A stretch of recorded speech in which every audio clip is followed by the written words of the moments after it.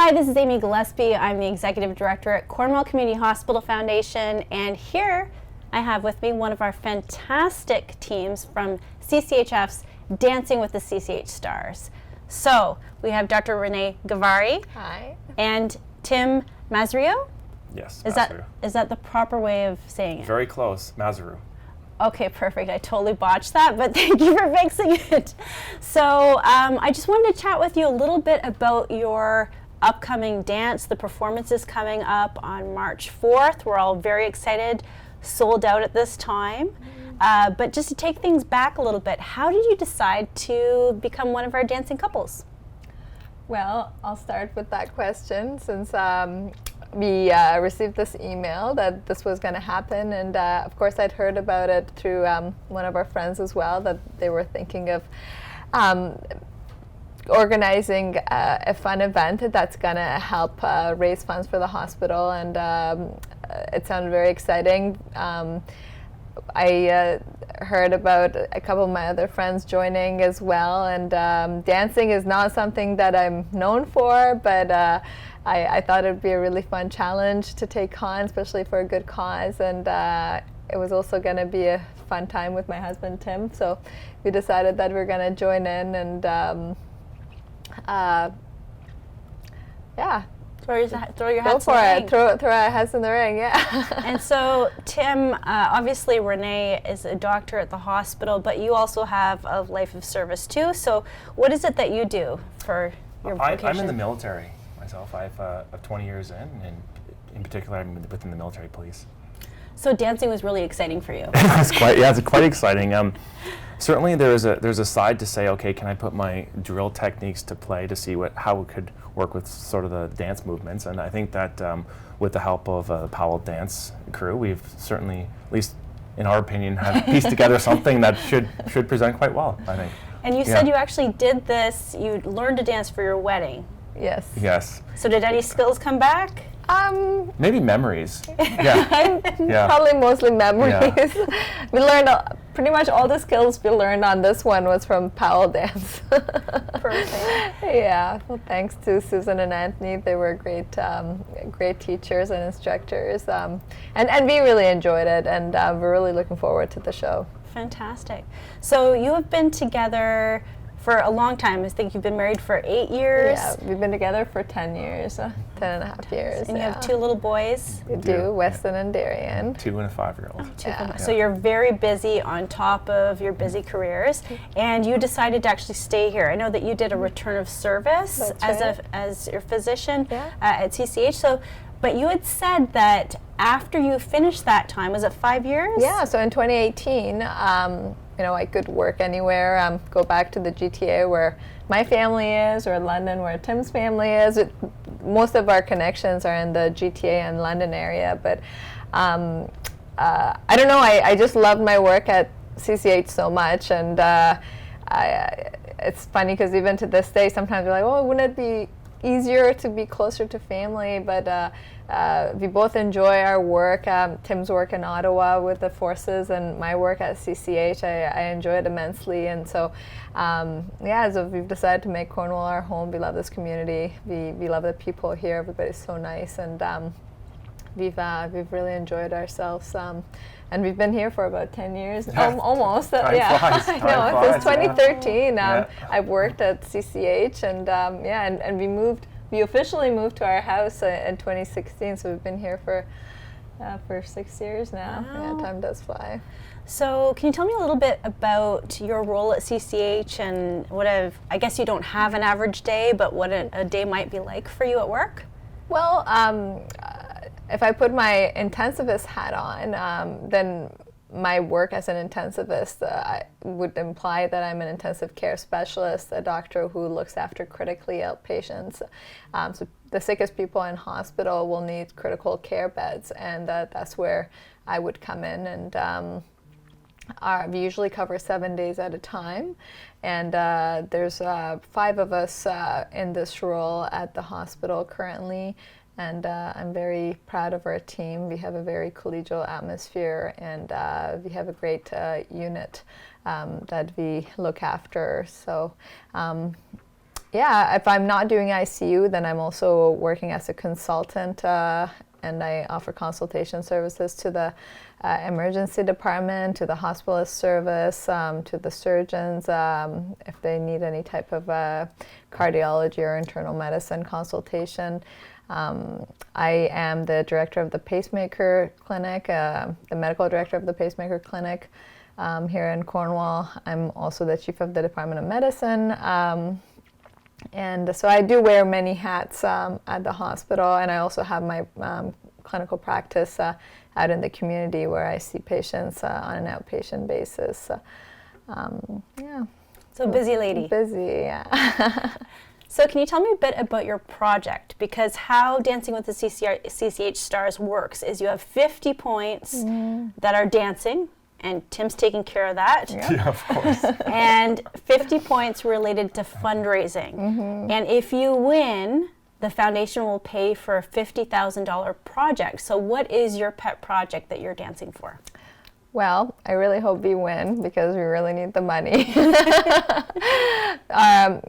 My pet project is the monitors that we're currently using in the ICU. Our monitors are getting up in age. We've had them for many years, and these are the types of equipment we use to monitor people's heart rate, their cardiac rhythm, their blood pressure, their oxygen. So these are, and every patient that we have in the ICU is on these monitors, so we can actually keep a close eye on them on second to second release state of health. We can monitor it, and like I said, it's time to get those renewed, and the money would go towards revamping the monitors and getting us some new equipment to make sure that we continue providing good care.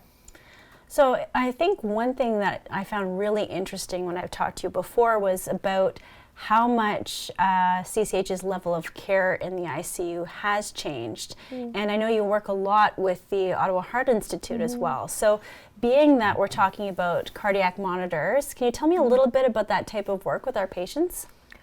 In terms of the cardiology work involved at CCH, yeah, so we do work closely with the Ottawa Heart Institute. They are our tertiary care center, our referral center, and essentially at our hospital, we're able to do many things, including treatment and management of patients who have heart attacks or who come in with heart blocks, for example, and depending on the type of heart attacks that they have, either we would have to send them directly to the Ottawa Heart Institute, or we would be keeping them at our ICU or in hospital until their scheduled date to go to Ottawa Heart Institute for more investigations that involves subspecialty care, such as coronary angiography. In the past, we used to put permanent pacemakers at CCH, but unfortunately, we do not have that service available at this time. But what we do have is temporary pacemakers that us as intensivists are fully skilled and trained to place in those patients who may not be able to get a permanent pacemaker right away, but they do require that pacemaker. So we place a temporary pacemaker in them while they're waiting to be transferred to the Ottawa Hospital, to the Ottawa Heart Institute for their permanent pacemaker. Other types of arrhythmias that would require ablation, for example, that again need to be referred to OHI. We're all in constant communication with the Ottawa Heart Institute on a day-to-day basis through their coordinators, and also directly to the cardiologists who have expertise in different types of cardiac care. We have a very collegial relationship with them. They are very accessible, and yeah, so even if a patient is staying at CCH, it doesn't mean that they're not benefiting from expert opinion and subspecialty support from tertiary care settings. So I know that in the ICU you take care of the sickest patients that we have. I'm interested because we're so fortunate to have this event, to have a community event, but for a while it felt like we couldn't do those things, obviously. So what was it like working on the ICU during the heaviest days of COVID? It was hard. It was very difficult. It was very challenging. It was sad. It was scary. It was there was that sense that at times that we were drowning, but and at one point you didn't know if there was going to be an end in sight. And so we had definitely our very challenging times where we were trying to make sure that our patients are looked after and that we protect our staff and ourselves and our families as well at the same time. So it was a very interesting time, but I also have to say that I'm very proud of the work that we did because I don't know if a lot of people remember, but Cornwall was the first hospital in the country that had to prepare for COVID. And that was because of those folks that were stranded on that cruise ship, and they decided to bring these travelers to the NAV Center in Cornwall while they were being quarantined. And so before any other hospital in the country, we had to start preparing for COVID. And that was before this was described as a worldwide pandemic.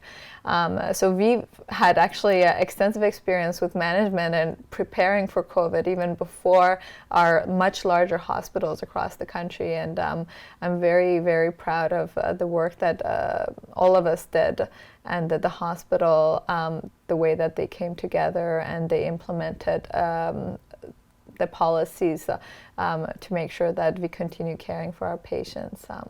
But it was not an easy time. I think it's interesting what you're saying about that because, in my work at the foundation, I learned a lot about our hospital, but I think the average person might not realize just the level of care that we have now that perhaps have changed over a number of years. So if you look at the ICU, is there anything that you want people to know about our level of care or what it's like there that they may not know?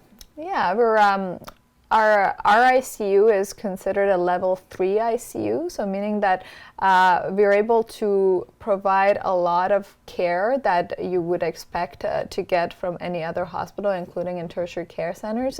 We're actually a referral site for a lot of other smaller hospitals and community hospitals around us, including Hawkesbury and Alexandria and Winchester. So there are a lot of hospitals that do send their patients to our ICU for higher level of care, and that's great. And this is something that we worked towards over the past number of years. There are services that we still don't provide at our hospital, including patients who require dialysis in the ICU. So this is one of the instances where we'd have to ship them elsewhere, or if they require certain interventions that we don't have available because we don't have interventional radiology, or if it's something that we have available, we're very capable at looking at, taking care of it in our ICU. But sometimes what happens also is that we manage the patients in our ICU, and if we need specific services that are only delivered at Ottawa Hospital, for example, or the Heart Institute, we look after our patients in our ICU and we send them for those interventions or procedures, and then they come back to our hospital. And I think that's really important because it keeps the patients local. It makes it easier for families to be able to see their loved ones and not have to travel an hour or longer to be able to visit them. So from a logistical standpoint, from a human standpoint, it's nice for patients to be close to where they live, and I'm very proud that we're able to provide that support to them. So you do a lot of quick steps at work, obviously. I want to know a little bit about the steps that you've been learning at dance. Maybe, Tim, you can let us know, dancing as a couple, what's this been like? It started off, I think, certainly with a bit of challenging to see how we could really piece this together, almost like a puzzle. And starting off, there were so many pieces to put together, and we kind of thought this is going to be a difficult task. And again, I think with the help of Anthony and Susan from the Powell dance team, it was just phenomenal how they could really bring all the beats and our steps together to make it seem somewhat flawless in terms of like the final product. And when Renee and I do dance at home, it does make us smile in terms of when we finish it and feel like how far we've come and almost feel like we're almost ready. A few more practices. Yeah. That's great. Well, we have 2 weeks. Yeah. Right? We have 2 weeks. Yeah. And did you have a message for Powell as well? Yes. Well, I think they do great work. Great credit to them. Both Susan and Anthony are not only wonderful people, but excellent instructors and very professional, elegant couple. I couldn't stop talking about how wonderful and excellent they've been. And I also, it does make me smile because I had this idea of the dance we were going to do, and Susan and Anthony were like, okay, let's give it a try. We'll do it for a couple of sessions, see how it goes. And very quickly they decided that no, perhaps they know better in terms of what might be best suited for us. And they were right, and we're very grateful that they sort of guided us into that direction. So I'm excited about the dance. Yeah. So I guess my last question is, why should people pledge your team? We have 6 teams to choose from. What makes you guys the ones that they should donate to? I think at this time, number one, we're the underdogs. So we need the pledges coming in. Yeah. And certainly it goes to a great cause, certainly with the ICU needing the equipment and some of the tougher times that people may come into, with whether it be a vehicle accident or something in that capacity. That they need the ICU, and having the proper funding to provide them those services is something that's important for the community. Well, you know what? I'll just say to everybody that we're so fortunate to have Renee and Tim in our community, and they live away from their own family. So if anyone wants to send them a pledge, as I said, if they're feeling like underdogs, I know that our community can reach out and help. Please go to www.cornwallhospitalfoundation.ca, find their bio, pledge them in their quest to win Dancing with CCH Stars on March 4th. And if you don't have tickets, you can catch the show on Coachco a couple weeks after it's airing. Thanks so much.